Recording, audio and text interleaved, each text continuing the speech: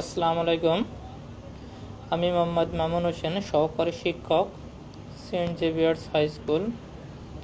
আজকের অনলাইন ক্লাসে সবাইকে সেন্ট জেভিয়ার্স হাই স্কুলের পক্ষ থেকে স্বাগত জানিয়ে আমি আমার অনলাইন ক্লাস শুরু করছি। আজকে তোমাদের ডিজিটাল কন্টেন্টে আমি ক্লাসটা নিব।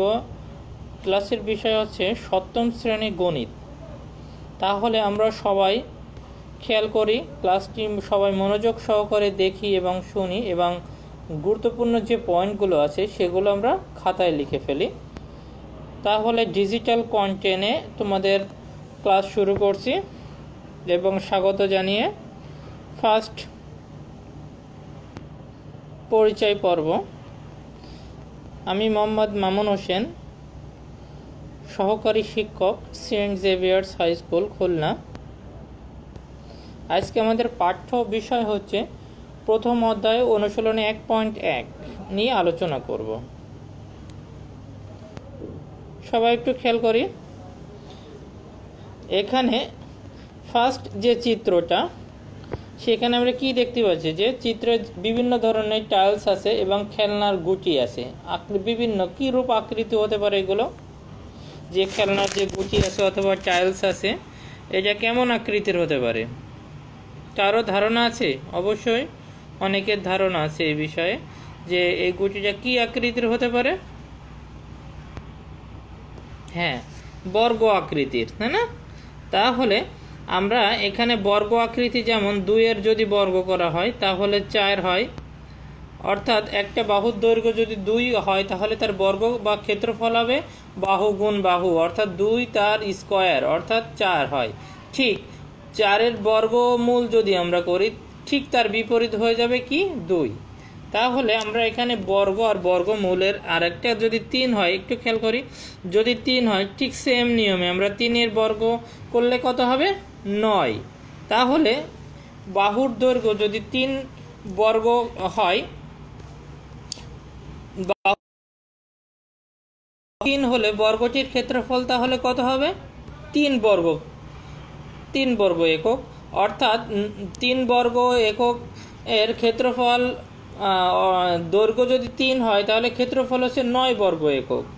আর এই 9 বর্গ এককের বর্গমূল করলে কি হবে? 3। তাহলে বোঝা যাচ্ছে যে কোনো বাহুর দৈর্ঘ্য যদি 3 হয় তাহলে তার ক্ষেত্রফল হবে 9, আর 9-এর বর্গমূল হচ্ছে 3।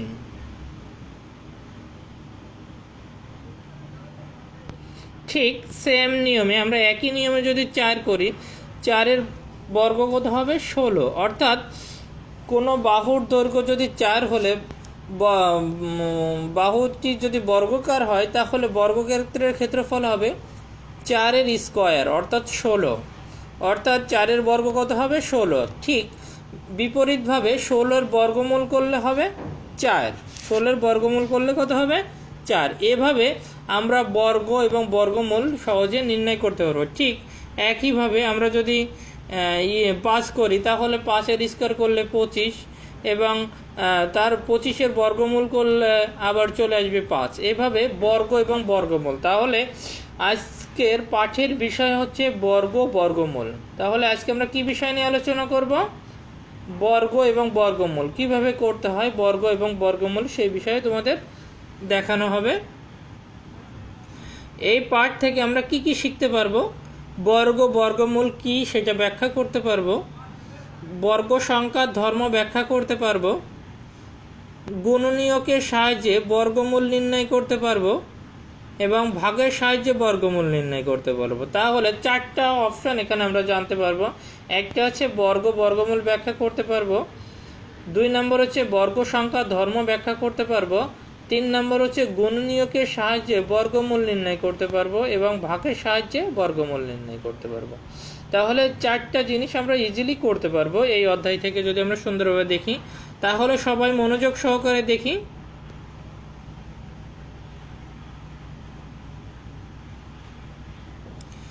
এখন চিত্রে আমরা কি দেখতে পাচ্ছি? গোলক দেখতে পাচ্ছি। অনেকেই তোমরা এই গোলকটা দেখে থাকো, এটা হচ্ছে বিশ্বের গোলক, বা অর্থাৎ বিশ্ব মানচিত্র একটা গোলক, না? আমরা অনেকেই এটা দেখে দেখছি, বিজ্ঞানের ক্ষেত্রে এগুলো ব্যবহার করা হয়। এখন ক্ষেত্রটিতে কয়টি সারি আছে আমরা দেখে বলতে পারবো না গুণে? কয়টি? 1 2 3। কয়টা? তিনটি। কয়টি আছে? তিনটি। আরেকবারে খেয়াল করি, এখন প্রত্যেক সারিতে কয়টা ভূগোলক আছে, যে গোলক আছে কয়টা প্রত্যেক সারিতে, একটু খেয়াল করি, গুণে 1 2 3, কয়টা? তিনটি। তাহলে প্রত্যেক সারিতে কয়টা করে আছে? প্রত্যেক সারিতে ভূগোলক আছে, তিনটি ভূগোলক আছে। এখন তাহলে যদি তিনটি সারি হয় এবং তিনটি ভূগোলক হয়, তাহলে মোট ভূগোলক কয়টি আছে আমরা নির্ণয় করতে পারবো কিভাবে? বর্গমূলের সাহায্যে বর্গ করে, অর্থাৎ ক্ষেত্রটিতে মোট ভূগোলকের সংখ্যা কয়টি। তাহলে আমরা এক্ষেত্রে 3 গুণ 3 অর্থাৎ 3 এর স্কোয়ার করলে আমরা এখানে কতটি ভূগোলক আছে তা নির্ণয় করতে পারবো। অর্থাৎ 3 গুণ 3, একটু খেয়াল করো, 3 গুণ 3 বা 3 এর স্কোয়ার সমান সমান 9। তার মানে আমরা বলতে পারবো এখানে 9টি ভূগোলক আছে। এভাবে আমরা যে কোনো যদি সারি সংখ্যা এবং গোলকের সংখ্যা সমান হয়, তাহলে সহজে আমরা একই নিয়মে সেই গুণ গুণ করে আমরা নির্ণয় করতে পারি বা তার স্কোয়ার করে। যদি 5টা সারি হতো এবং প্রত্যেকে 5টা করে পেন্সিল থাকতো প্রত্যেক সারিতে, তাহলে সারি সংখ্যা 5, প্রত্যেক সারিতে পেন্সিল আছে 5, তাহলে 5 গুণ 5 অর্থাৎ 5-এর স্কোয়ার করলে কত হবে? 25। এভাবে আমরা মোট পেন্সিল সংখ্যা 25 নির্ণয় করতে পারতাম। তার মানে এভাবে কোনো সারি যদি থাকে এবং প্রত্যেক সারিতে সমান সংখ্যক যদি কোনো জিনিস থাকে, তাহলে আমরা ইজিলি সেগুলো নির্ণয় করতে পারবো। নেক্সট খেয়াল করি, অর্থাৎ চিত্রটা তখন কেমন আকৃতির হচ্ছে? বর্গ আকৃতির, অর্থাৎ যার দৈর্ঘ্য প্রস্থ উচ্চতা সবই সমান, চারিপাশে অর্থাৎ 4টা বাহু সমান, দৈর্ঘ্য প্রস্থ উচ্চতায় অর্থাৎ 4টা বাহু সমান, তাকে কি বলা হয়? বর্গ। তার মানে এটা একটা বর্গ আকৃতির হচ্ছে, অর্থাৎ সারির সংখ্যা ভূগোলকের সংখ্যা যেমন সমান হলে কি হবে? একটা বর্গ হবে।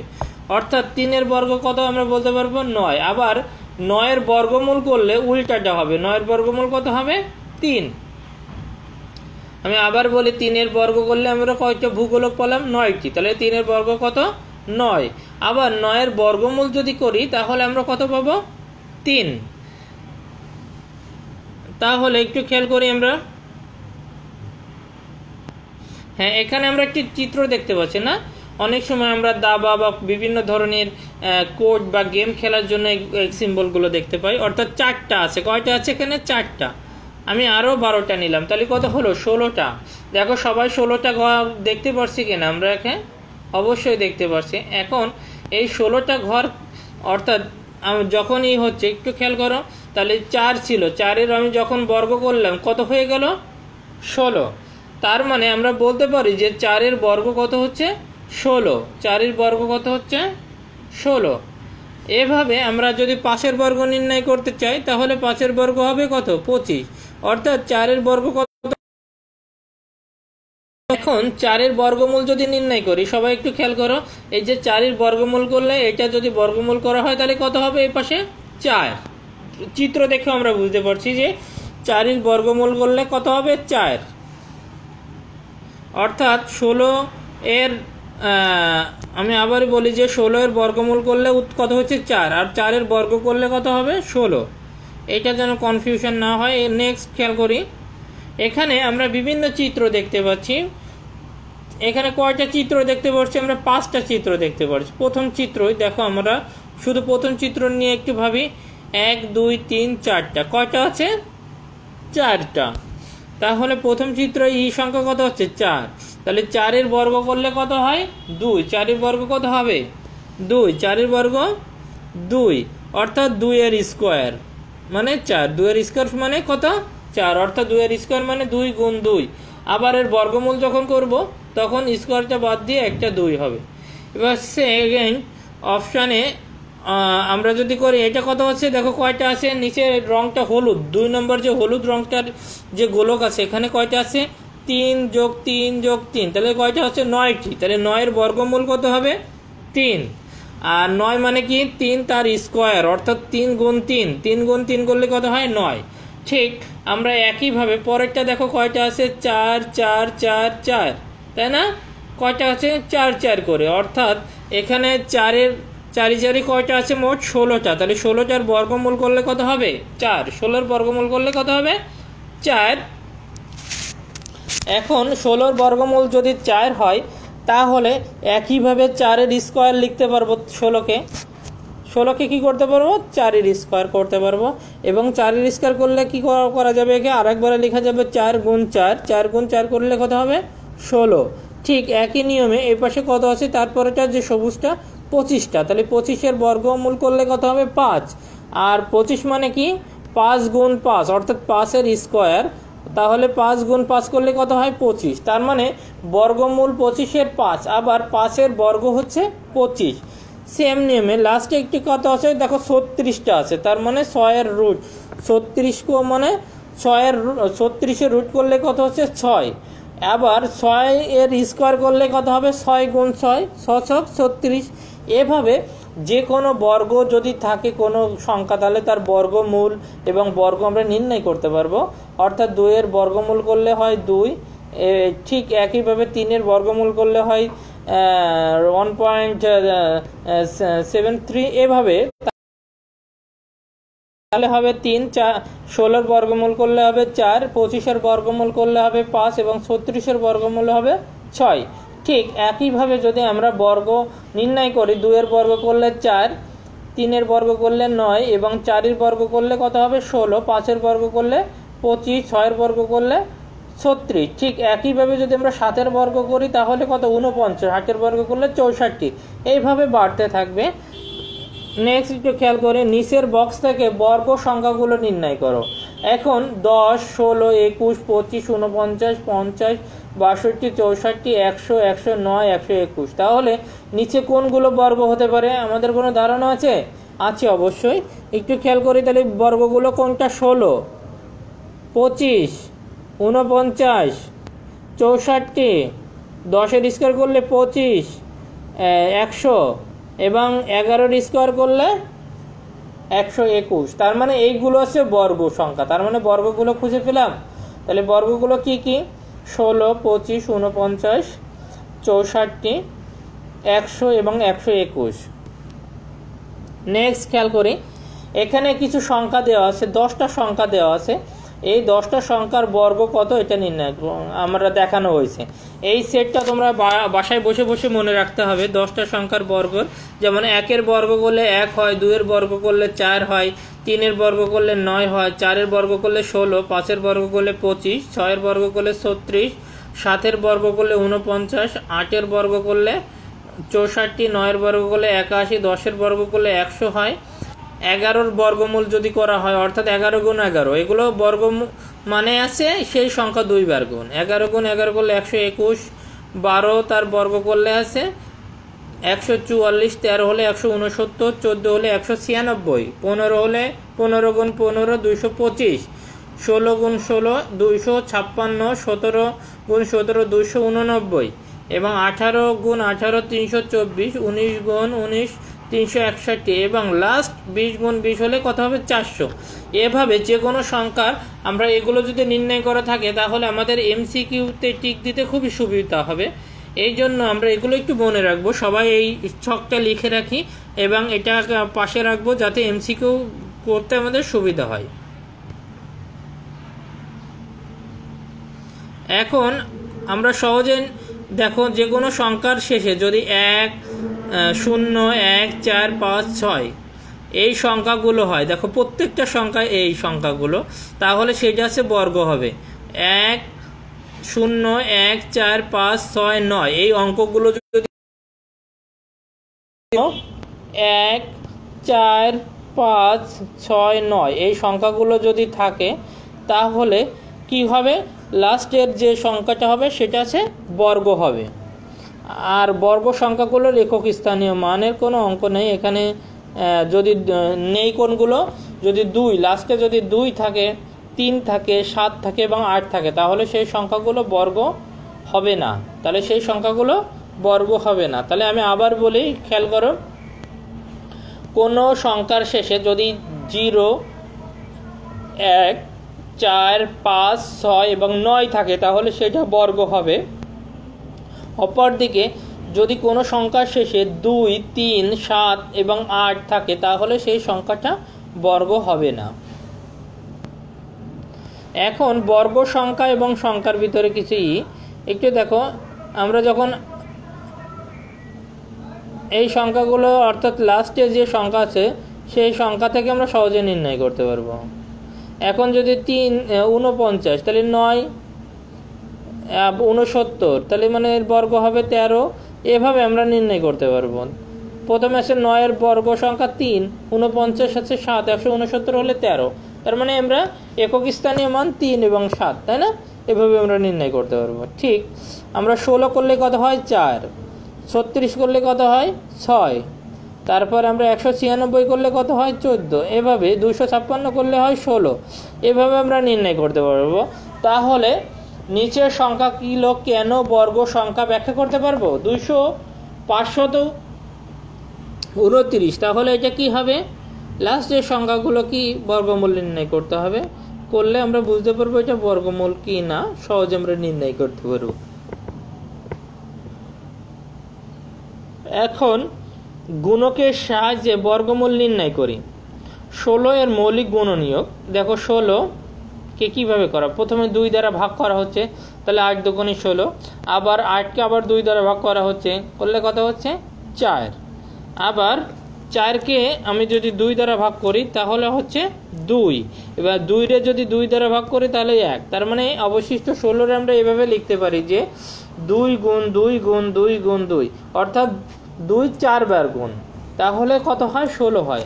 অর্থাৎ 16 মৌলিক গুণনীয়ক হচ্ছে 2 গুণ 2 গুণ 2 গুণ 2, অর্থাৎ 4টা 2।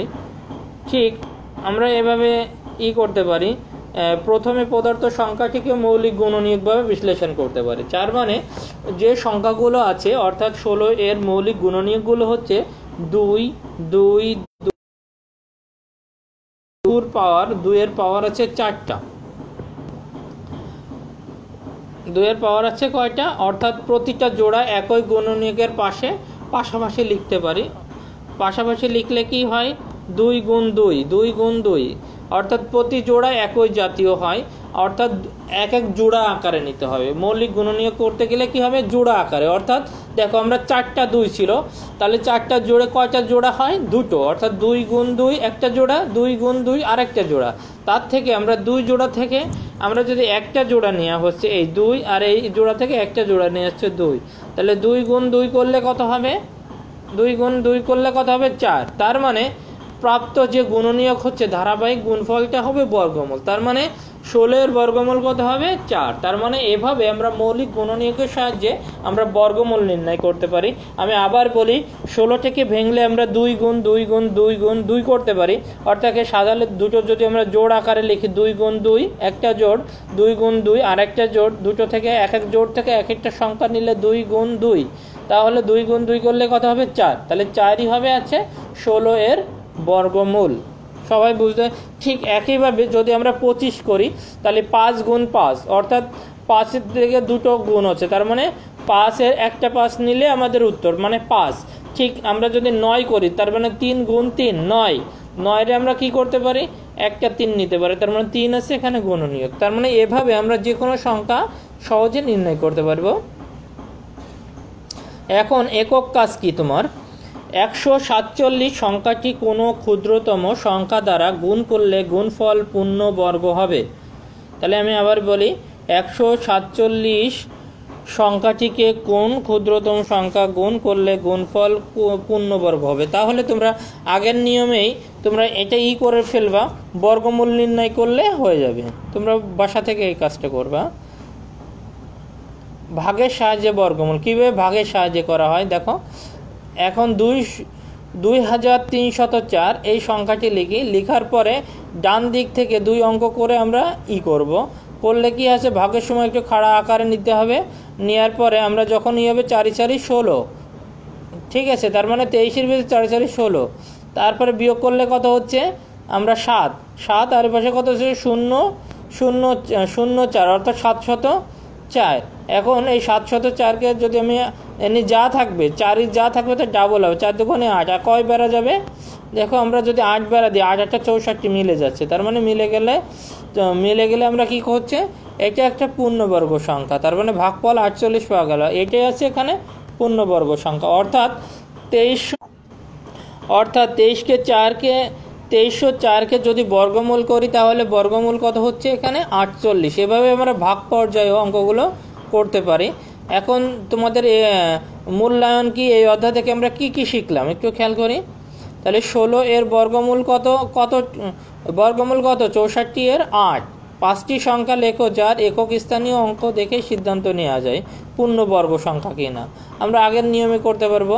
নিচের কোন সংখ্যাটি পূর্ণবর্গ সংখ্যা, অবশ্যই সবাই বলতে পারবো কত হতে পারে পূর্ণবর্গ সংখ্যা, কত হতে পারে সবার ধারণা কত 361। কত হবে 361, লাস্টে 1 আছে, সবার মনে আছে তো।